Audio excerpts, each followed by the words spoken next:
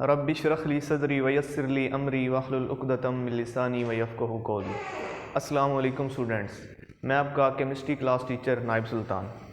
Students, जैसा कि आपको पता है कि ये हमारा चैप्टर नंबर 5 स्टार्ट है और चैप्टर नंबर 5 की हमने 2 लेक्चर्स पढ़ लिए हैं। एक हमने एटॉमिक स्ट्रक्चर देखा था जिसमें हमने एटम के अंदर देखा था कि एटम में इलेक्ट्रॉन, प्रोटॉन यानी कि सब एटॉमिक पार्टिकल्स होते हैं।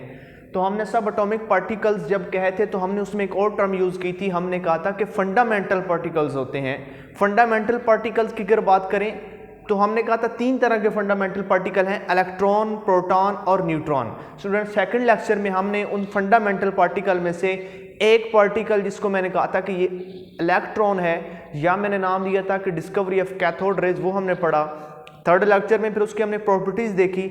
सिमिलरली स्टूडेंट्स, आज हमारा जो लेक्चर है फंडामेंटल पार्टिकल्स भी है, लेकिन वो आज इलेक्ट्रॉन पे नहीं है, आज हमारे पास वो प्रोटॉन पे है जिसको हम पॉजिटिव रेज भी कहते हैं। जिस तरह हमने इलेक्ट्रॉन की बात की थी कि वो हमारे पास डिस्कवर कैसे हुए, सिमिलरली स्टूडेंट आज हम दूसरा फंडामेंटल पार्टिकल जिसे मैं कह रहा हूँ कि डिस्कवरी ऑफ प्रोटॉन या पॉजिटिव रेज कह रहा हूँ, आज हम इंशाल्लाह स्टडी करेंगे और उसमें हम देखेंगे कि ये डिस्कवर कैसे हुआ, किस साइंसदान ने किया, कैसे इस पे काम किया और वो जो डिस्कवर होने के लिए इंस्ट्रूमेंट चाहिए वो कौन सा है। उसके बाद स्टूडेंट्स इंशाल्लाह हम इसकी प्रॉपर्टीज़ देखेंगे।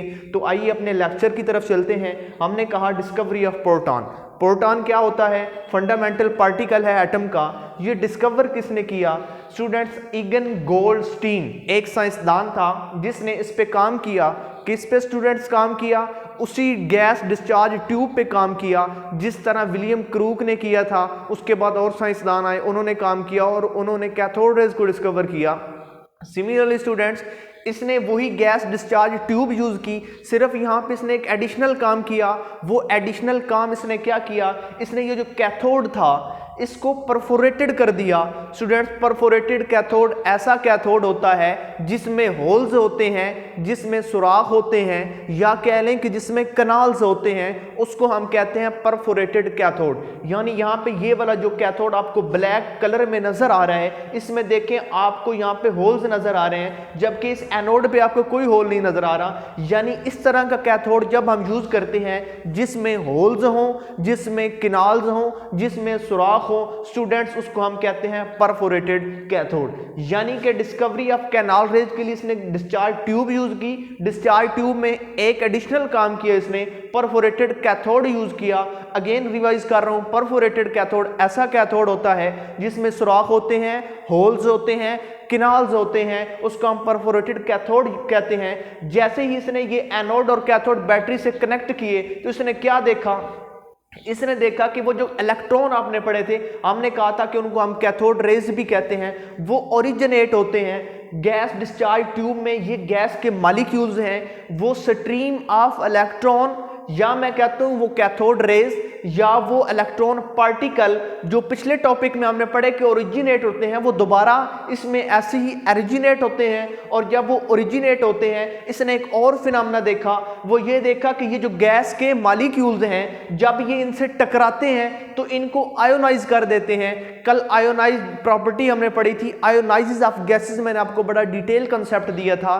अगर आपको नहीं याद तो आपने वो वीडियो को दोबारा देख लेना है कि आयोनाइजेशन ऑफ गैसेस कैसे होती है। तो ऐसे ही स्टूडेंट्स, इलेक्ट्रॉन जब टकराते हैं गैस मॉलिक्यूल से तो इसमें से इलेक्ट्रॉन को नॉक आउट कर देते हैं, इजेक्ट कर देते हैं। उसके रिजल्ट में होता क्या है? ये जो आपके पास मॉलिक्यूल्स होता है ये पॉजिटिवली चार्ज हो जाता है, ये आयन बन जाता है। फॉर एग्जांपल यहाँ पे देखें, यही कोई एक गैस मॉलिक्यूल ले ले, इन सब में से एक मॉलिक्यूल, तो मैं कहता हूँ यहाँ से जो स्ट्रीम आ रही थी इलेक्ट्रॉन की, कैथोड रेज आ रही थी, वो यहाँ पे आके टकराती हैं। ये आपके पास एटम है गैस का, इसके शेल में कोई ना कोई इलेक्ट्रॉन होगा और ये वो कैथोड रेज हैं। जैसे ही ये आके इस इलेक्ट्रॉन से टकराती हैं तो ये वाला जो इलेक्ट्रॉन है इसको नॉक आउट कर देती हैं, यानी इसके शेल में से इसको निकाल देती हैं। जैसे ही ये इलेक्ट्रॉन अपने शेल में से निकलता है स्टूडेंट्स, तो इस एटम के ऊपर आपको पॉजिटिव चार्ज देखने को मिलेगा, यानी कि ये आयन बन जाता है। यहाँ पे देखिए तो 2 इलेक्ट्रॉन मैंने लिखे,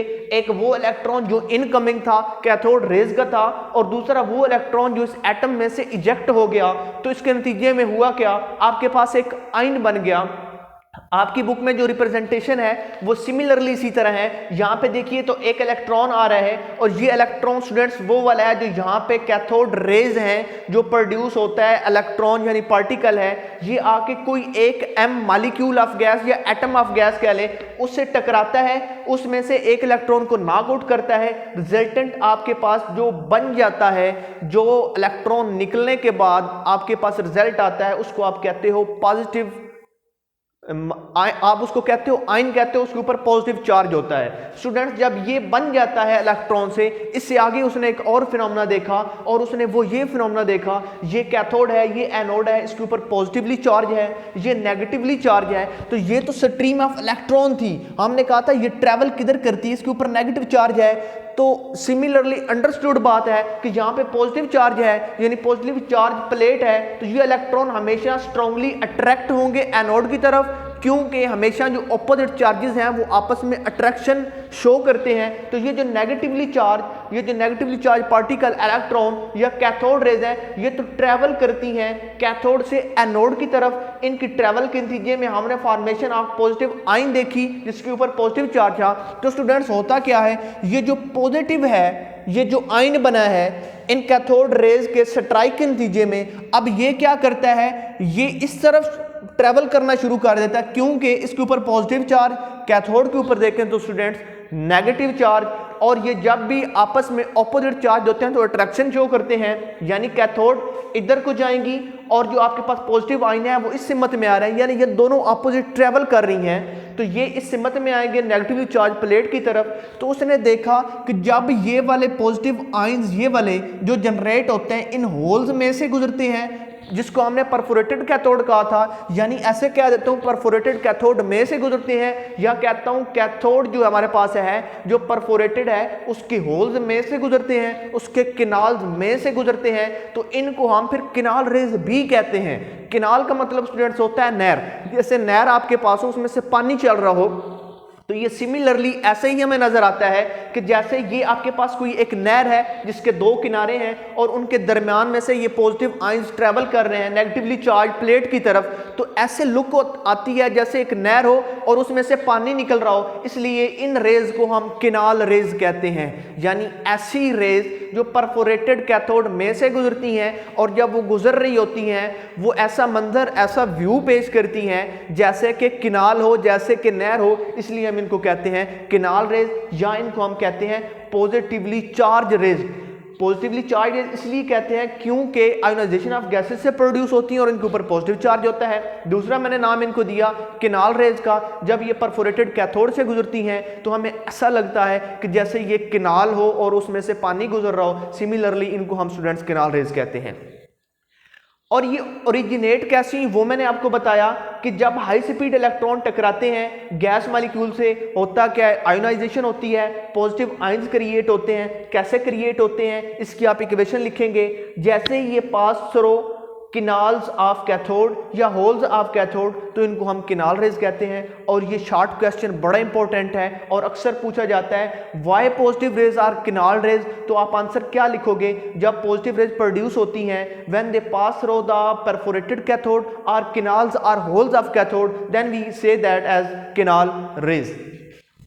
स्टूडेंट जैसे हमने कहा कि इंसान मैन की क्यूरियोसिटी रही है कि जब एक चीज़ डिस्कवर हो जाती है उसको मुख्तलिफ जावियों से, मुख्तलिफ एंगल से, मुख्तलिफ तरह के तजर्बात करके उनको परखने की कोशिश करता है। सिमिलरली स्टूडेंट्स पॉजिटिव रेज जब इनको ऑब्जर्व हुई, इन्होंने इसके ऊपर एक्सपेरिमेंट किए, उन्हें परखने की कोशिश की और उन्होंने वो जो एक्सपेरिमेंट किए फिर उनसे कंक्लूजन ड्रा किए। वो जो कंक्लूजन और एक्सपेरिमेंट हैं उनको हम डिटेल में स्टडी करते हैं, जिनको हम कहते हैं प्रॉपर्टीज ऑफ पॉजिटिव रेज। और जैसे ही वो एक्सपेरिमेंट इन पे किया और उनके नतीजे में जो आपके पास कंक्लूजन आया, उस कंक्लूजन को उन्होंने कहा कि इसकी प्रॉपर्टी है।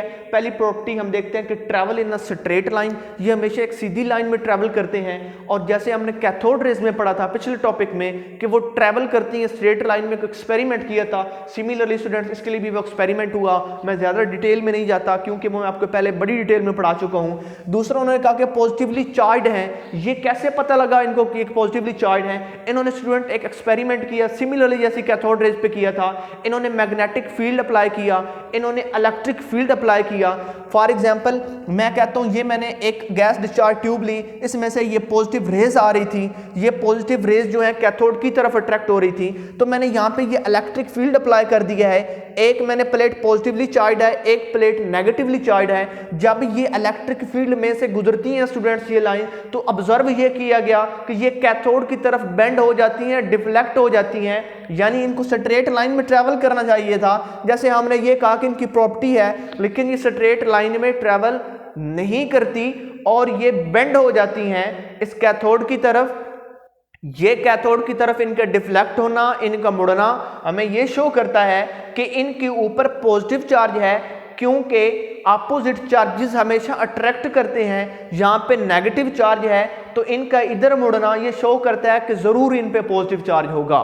तो इसलिए उन्होंने इन कंक्लूजन से इन एक्सपेरिमेंट से ये कंक्लूजन ड्रा किया कि जब भी हम इन रेज को इलेक्ट्रिक फील्ड या मैग्नेटिक फील्ड में से पास करते हैं, ये डिफ्लेक्शन शो करती हैं। डिफ्लेक्शन का स्टूडेंट्स मतलब है मुड़ जाना, बेंड करती हैं नेगेटिवली चार्ज प्लेट की तरफ। इनका ये बेंड करना, इनका ये डिफ्लेक्ट करना, इनका ये मुड़ना नेगेटिवली चार्ज प्लेट की तरफ, ये हमें बताता है कि इनके ऊपर पॉजिटिव चार्ज है।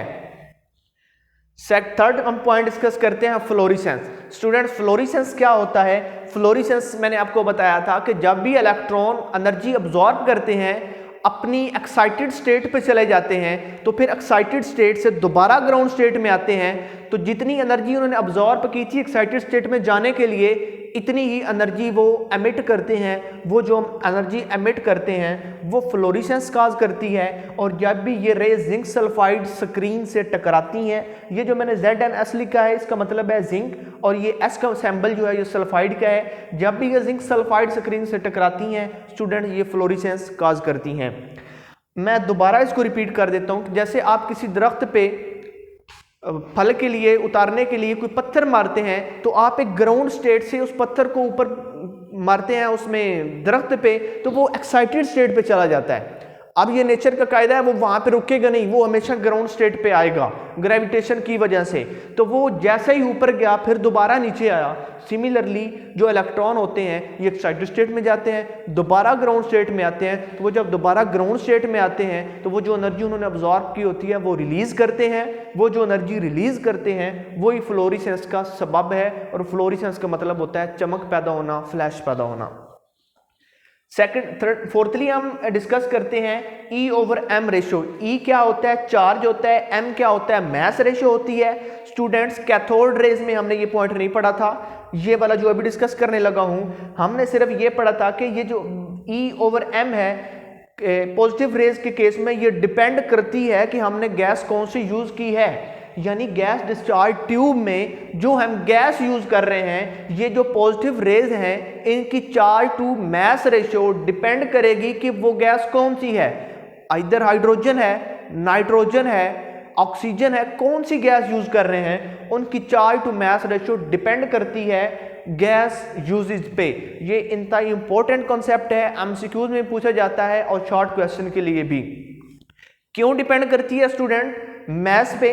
तो आप देखें कि हमारे पास यहाँ पे E/m वैल्यू है। जब भी E आपके पास न्यूमरेटर में है, M आपके पास डिनोमिनेटर में है, तो जब भी न्यूमरेटर और डिनोमिनेटर में आपके पास वैल्यू इंक्रीज करती जाती है, यानी बटे में जब भी वैल्यू आपके पास इंक्रीज करती है, तो आपका जो आंसर है हमेशा छोटा होता जाता है। फॉर एग्जाम्पल मैं इस E की जगह पे अगर 5 लगा दूं और डिवीजन में कर देता हूं 2 से, तो आपका आंसर कैलकुलेट करिएगा क्या निकलता है। फिर मैं कहता हूं कि ये आपके न्यूमरेटर में 5 ही मैंने रहने देता हूं, डिनोमिनेटर में मैं 3 से डिवाइड कर देता हूं, फिर आंसर चेक करिएगा, और ये आप करिएगा जरूर, कैलकुलेटर के साथ ये चीजें आप चेक करिएगा। फिर न्यूमरेटर में मैं 5 रहने देता हूं और डिनोमिनेटर में मैं कहता हूं इसको आप 5 पे डिवाइड करो, तो आपका आंसर जो है वो छोटा होता जाएगा, आपका आंसर जो आ रहा है उसकी मिकदार कम होती जाएगी। तो ये जो मैस है, तो यहाँ पे देखें डिनोमिनेटर में है, जैसे जैसे ये मैस इंक्रीज करता है तो आपकी वैल्यू कम होना स्टार्ट हो जाती है। अगर मैं पीरियोडिक टेबल में स्टूडेंट्स देखूं तो हाइड्रोजन वो वैध एलिमेंट है जिसका आपके पास एटॉमिक मास 1 होता है। वो वाइड एलिमेंट है। जैसे जैसे कोई और एलिमेंट डिस्कस करते जाएंगे, ऑक्सीजन करेंगे, नाइट्रोजन करेंगे, तो उसका मास इंक्रीज करता जाएगा। अगर आप मैं नाइट्रोजन कह दूं तो नाइट्रोजन का एटॉमिक मास 14 होता है, ऑक्सीजन का कह दूं तो 16 होता है। तो जैसे ही यहां पे हाइड्रोजन अगर लगाओगे तो E को 1 से डिवाइड करोगे, फिर नाइट्रोजन के लिए 14 से डिवाइड करोगे। अगर मैं कहता हूं ऑक्सीजन है तो डिन्यूमरेटर में आप 16 से डिवाइड करोगे। यानी जैसे डिन्यूमरेटर में वैल्यू इंक्रीज करती जाती है, आंसर आपका डिफरेंट होना शुरू हो जाता है, छोटा होना शुरू हो जाता है। और ये जरूर प्रैक्टिकली करिएगा ताकि आपको इसकी ओरिजिनल कॉन्सेप्ट की समझ आए। तो जैसे जैसे हैवियर गैस होती जाती है, हैवियर गैस होने का मतलब उसका मास हैवी होता जाता है, तो हमारे पास E/m वैल्यू स्मॉल होना शुरू हो जाती है। और आपने ये कैलकुलेट कर लेनी है हाइड्रोजन के लिए, ऑक्सीजन के लिए, नाइट्रोजन के लिए, और भी किसी एलिमेंट के लिए आप कैलकुलेट करिएगा। तो देखिएगा कि सबसे ज़्यादा जो वैल्यू आती है वो हाइड्रोजन के लिए आती है, क्योंकि उसका मास 1 है, और नाइट्रोजन का देखें तो 14 है, ऑक्सीजन का देखें तो 16 है। जैसे जैसे यहाँ पे बटे में वैल्यू इंक्रीज करती जाएगी, आंसर जो आपका है वो छोटा होता जाएगा। तो ये चार्ट MCQs के लिए बड़े इंपॉर्टेंट है कि E/m जो वैल्यू है पॉजिटिव रेज के लिए, किनाल रेज के लिए सबसे ज्यादा किसके लिए होती है, तो वो स्टूडेंट्स हाइड्रोजन के लिए होती है। ये हमारे पास स्टूडेंट्स कुछ प्रॉपर्टीज थी, हमने डिस्कवरी पढ़ी, हमने प्रॉपर्टीज पढ़ी। इनको मैं दोबारा सम अप कर देता हूं जो अभी तक मैंने बातें की। मैंने कहा कि फंडामेंटल पार्टिकल 3 थे, एक हमारे पास इलेक्ट्रॉन है, प्रोटॉन है, न्यूट्रॉन है। हमने इलेक्ट्रॉन को डिस्कस कर लिया था। आज हम दूसरे फंडामेंटल पार्टिकल को डिस्कस कर रहे हैं। वो मेरे पास प्रोटॉन था। ये डिस्कवर किसने किया स्टूडेंट्स? ईगन गोल्डस्टीन ने। किस इंस्ट्रूमेंट के जरिए? Discharge tube. और डिस्चार्ज ट्यूब में एक अमेंडमेंट की थी, वो ये किया था कि परफोरेटेड कैथोड यूज किया था। और क्या हुआ? आयोनाइजेशन ऑफ गैसेज हुई और एक और तरह की रेज प्रोड्यूस हुई जो ट्रैवल करती हैं कैथोड की तरफ। यानी कि मैं कह सकता हूं कि जो हमारे पास कैथोड रेज हैं वो ट्रैवल करती हैं एनोड की तरफ। तो ये जो पॉजिटिव आयंस हैं ये ट्रैवल करते हैं कैथोड की तरफ, यानी ये ऑपोजिटली जो हैं ये ट्रैवल करती हैं। और इस तरह इनकी जनरेशन देखी, हमने प्रॉपर्टीज देखी, ट्रैवल स्ट्रेट लाइन में करती हैं, पॉजिटिवली चार्ज है। अगर आपको ये क्वेश्चन आ जाए कि जस्टिफाई के positive rays are canal rays are positively charge, तो ये आपने एक्सपेरिमेंट पूरा परफॉर्म लिखना है कि ये बेंड करती हैं नेगेटिवली चार्ज प्लेट की तरफ। डायग्राम बनानी है, फ्लोरिसेंस क्या होता है ये मैं आपको बड़ी डिटेल में कंसेप्ट दे चुका हूँ। E/m रेशो क्या होती है इसको दोबारा समझा देता हूँ कि जैसे मैथ आपका डिन्यूमरेटर में है, न्यूमरेटर में जितना मैथ की वैल्यू बड़ी होती जाएगी आंसर छोटा होता जाएगा। ये प्रैक्टिकली करिएगा आप ऑक्सीजन के लिए, नाइट्रोजन के लिए और हाइड्रोजन के लिए। तो सबसे ज्यादा जो वैल्यू निकलेगी वो हाइड्रोजन के लिए निकलेगी। थर्ड, अगर आप स्टूडेंट्स अपना फंडामेंटल पार्टिकल देखें तो थर्ड फंडामेंटल पार्टिकल जो हमारे पास है उसकी हमने न्यूट्रॉन की बात की। अब ये न्यूट्रॉन के कंसेप्ट कैसे आया कि न्यूट्रॉन भी होता है, ये तो इन्होंने गैस डिस्चार्ज ट्यूब एक्सपेरिमेंट किया, उससे इन्होंने डिस्कवर कर लिए। इसके लिए इन्होंने ये गैस डिस्चार्ज ट्यूब वाला एक्सपेरिमेंट नहीं किया। क्यों नहीं किया? क्योंकि इनके ऊपर तो चार्ज था, तो जो डिफ्लेक्शन हुई उनकी मूवमेंट से इनको पता लग गया। लेकिन एक ऐसा पार्टिकल था जिसकी डिफ्लेक्शन ही नहीं होती थी, इलेक्ट्रिक फील्ड करो मैग्नेटिक, क्योंकि उसके ऊपर चार्ज नहीं था। तो रदरफोर्ड साइंसदान था 1920 में, इसने एक थ्योरी दी, एक प्रेडिक्शन दी, एक मफरूजा दिया। और इंतहाई इंटरेस्टिंग मफरूजा ये था, और आप सुनेंगे तो हैरान होंगे कि ये कैसे इसने क्या दिया। यहां पे देखिए उसने कहा कि न्यूक्लियस होता है, न्यूक्लियस में प्रोटॉन होते हैं, और अभी तक हमने सिर्फ प्रोटॉन और इलेक्ट्रॉन डिस्कवर की। तो उसने कहा था ये जो इलेक्ट्रॉन होते हैं ये तो शेल्स में रिवॉल्व कर रहे हैं। अब अगर न्यूक्लियस में देखें तो पॉजिटिवली चार्ज पार्टिकल यानी प्रोटॉन है। तो उसने कहा था ये जो प्रोटॉन और प्रोटॉन है तो क्या ये न्यूक्लियस में आपस में रिपल्शन नहीं शो करते? क्योंकि हमने कहा था अनलाइक चार्जेस तो आपस में अट्रैक्ट करते हैं, लाइक चार्जेस क्या करते हैं? आपस में रिपल्शन शो करते हैं। तो उसने कहा था ये जो न्यूक्लियस है इसमें जो प्रोटॉन है वो रिपेल करते हैं। तो ये जो न्यूक्लियस है चाहिए ये कि ये जो आपके पास प्रोटॉन है ये आपस में रिपेल होके वो जो न्यूक्लियस है उसको फाड़ दें और बाहर निकल आए। ऐसा होना चाहिए प्रैक्टिकली, क्योंकि हमने कहा जो लाइक चार्जेस हैं वो रिपेल करते हैं। उसने ये प्रेडिक्शन दी, उसने कहा इनको ऐसा करना चाहिए, लेकिन ऐसा नहीं हो रहा था, न्यूक्लियस वो फाड़ के बाहर नहीं निकल रहे थे। तो उसने कहा था कोई ऐसी चीज इनके दरमियान में है जो इनकी रिपल्शन को आपस में, जो इनकी फोर्स ऑफ रिपल्शन है जो इनको दूर धकेलती है। फोर्स ऑफ रिपल्शन स्टूडेंट्स ऐसी रिपल्शन फोर्स होती है जो आपस में एक दूसरे को दूर धकेलती है। अट्रैक्शन करीब लाती है, रिपल्शन दूर भेजती है। सिमिलर चार्जेस हैं, प्रोटॉन है न्यूक्लियस में। उसने कहा कि न्यूक्लियस में जो प्रोटॉन है इनको रिपेल करना चाहिए और एक दूसरे से दूर भेजना चाहिए। जैसे दूर भेजेंगे इनको न्यूक्लियस को फाड़ देना चाहिए, न्यूक्लियस को कोलैप्स कर जाना चाहिए, लेकिन ऐसा प्रैक्टिकली नहीं होता। तो उसने कहा था फिर कोई थर्ड ऐसा पार्टिकल है, कोई ऐसी इंसुलेशन है, कोई ऐसी दीवार है इनके दरमियान, ये जो प्रोटॉन है जो इनकी फोर्स ऑफ रिपल्शन को मिनिमाइज कर देती है। उसने कहा था जरूर इनके दरमियान कोई ऐसा बैरियर, ऐसा पार्टिकल है कि वो इनकी रिपल्शन को मिनिमाइज करता है।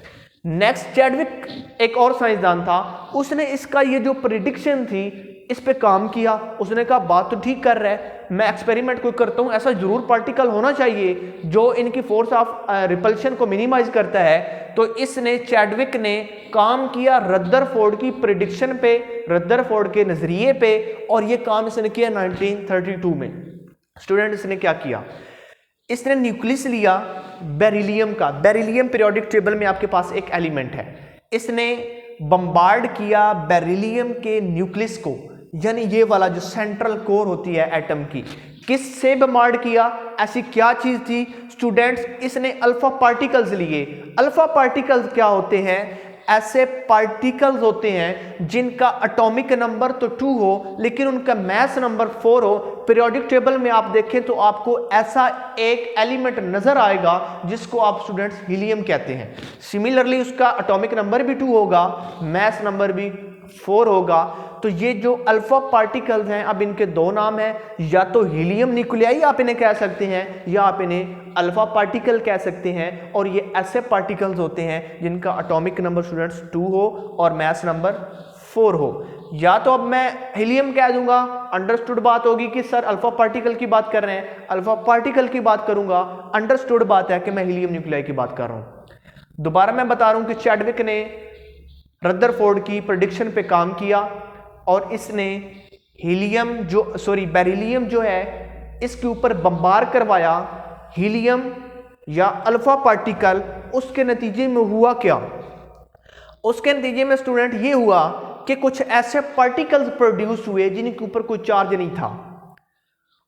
उन पार्टिकल्स के रास्ते में इसने डिटेक्टर रख दिया। डिटेक्टर ऐसी डिवाइस होती है जो डिटेक्ट कर लेती है, जो जान लेती है कि इसके ऊपर कोई चार्ज है या नहीं है। उसके ऊपर एक नीडल होती है जो ऐसे डिफ्लेक्ट करती है, जो हमें उसकी चार्ज की प्रेजेंस को बताती है। लेकिन जैसे ही इसने ये न्यूट्रल पार्टिकल के आगे डिटेक्टर रखा, उस डिटेक्टर की नीडल में कोई डिफ्लेक्शन नहीं हुई। उसने कहा ये न्यूट्रल पार्टिकल है, इनके ऊपर कोई चार्ज नहीं है।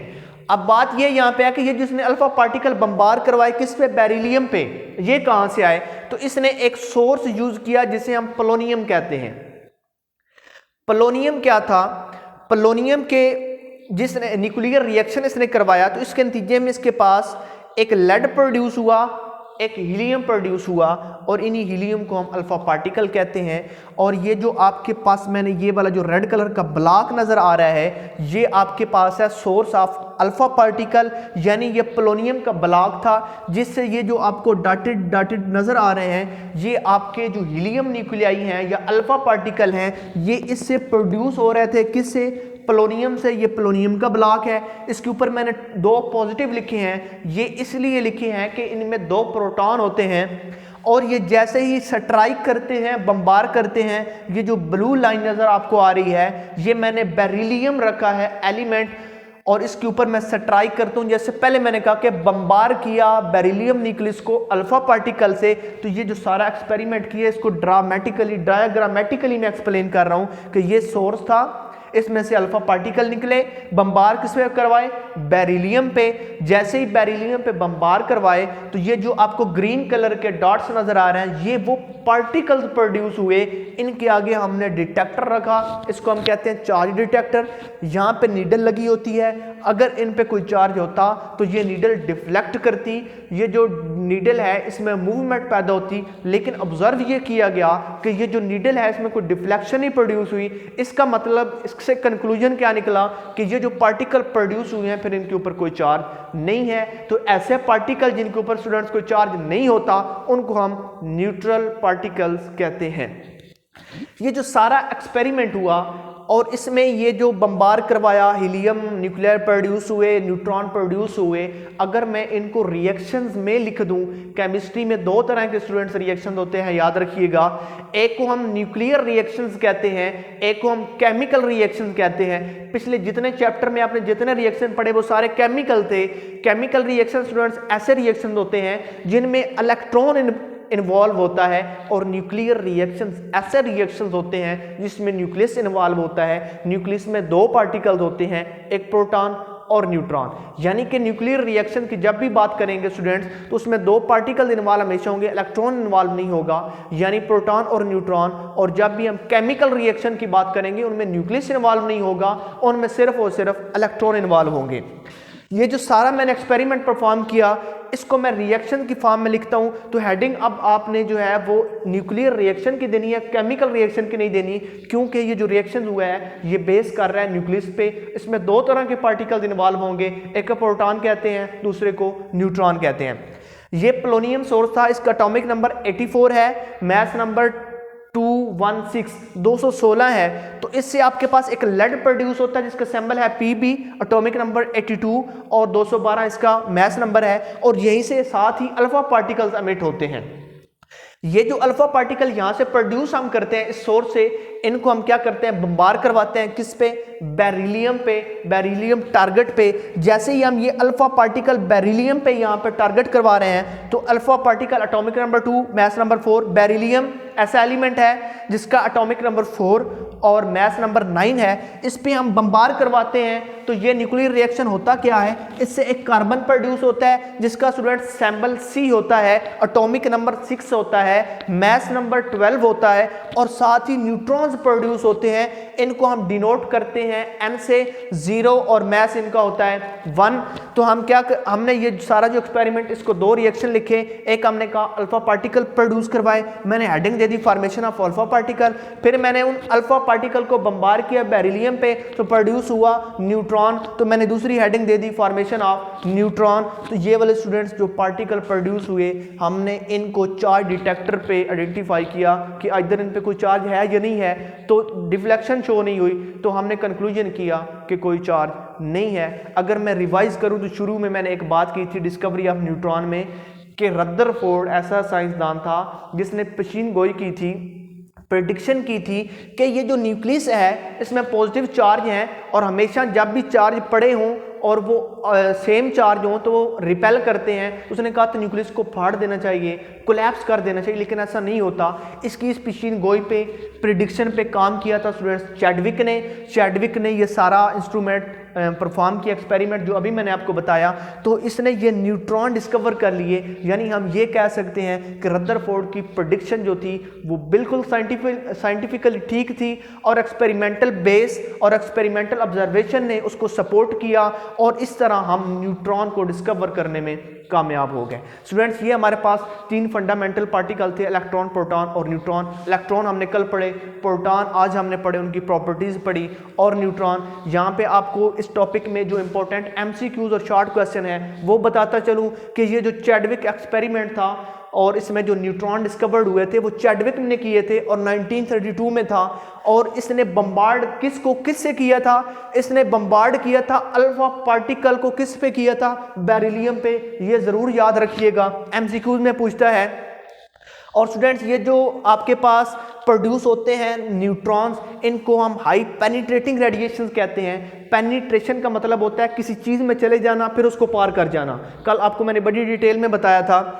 ये जो चार्ज डिटेक्टर है ये डिफ्लेक्शन शो नहीं करता। ये भी MCQs में पूछ लिया जाता है कि जब भी न्यूट्रॉन को चार्ज डिटेक्टर पे रखा जाता है तो उसकी नीडल में कोई डिफ्लेक्शन होती है, तो आप कहेंगे कोई डिफ्लेक्शन नहीं होती, और इससे ये हमें साबित होता है कि उसके ऊपर कोई चार्ज नहीं है। उसके बाद स्टूडेंट्स ये आपने जो दो रिएक्शन है शॉर्ट क्वेश्चन के लिए इंतहाई इंपॉर्टेंट है, ये आपने मेमोराइज कर लेने हैं। ये आपके पास पोलोनियम है, Pb सैंबल होता है लेड का, He सैंबल होता है हीलियम का, He हीलियम का, Be बेरिलियम का, और ये कार्बन, और ये जो N है ये आपके पास न्यूट्रॉन है। और वो शॉर्ट क्वेश्चन में पूछ लेता है कि right the nuclear reaction for the discovery of neutron for the production of neutron. इंशाल्लाह कल लेक्चर में दोबारा मिलेंगे। ओके, अल्लाह हाफिज़।